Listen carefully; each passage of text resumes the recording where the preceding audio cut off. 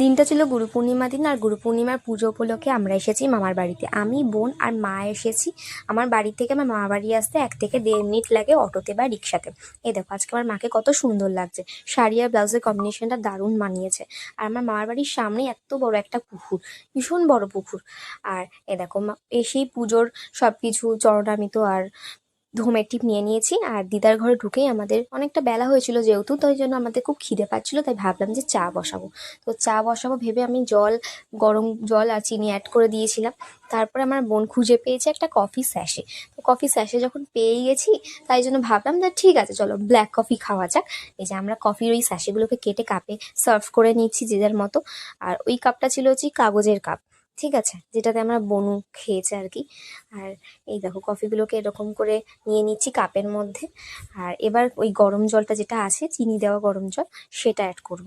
আর আজকে না আমি না এই ট্রাইপডটা নিয়ে যাইনি বাড়ির থেকে, এই জন্য ফোনটা এরকম আমার বোন উঁচু করে ধরে আছে, আর তাতে খুব সমস্যা হচ্ছিল। ধর ঠিক করে দেখা যাচ্ছিল না, ঠিক করে নেওয়া যাচ্ছিল না ক্লিপগুলো। আর এখানে আমি ভীষণভাবে ছ্যাঁকা খেয়েছিলাম এই কফি ঢালতে, মানে গরম জলটা ঢালতে গিয়ে। এই যে এবার আমরা প্লেটে সার্ভ করে নেব। আর আসার সময় আমরা বিস্কিটের প্যাকেট এনেছিলাম, তো ওই বিস্কিট দিয়ে মজা করে খাবো।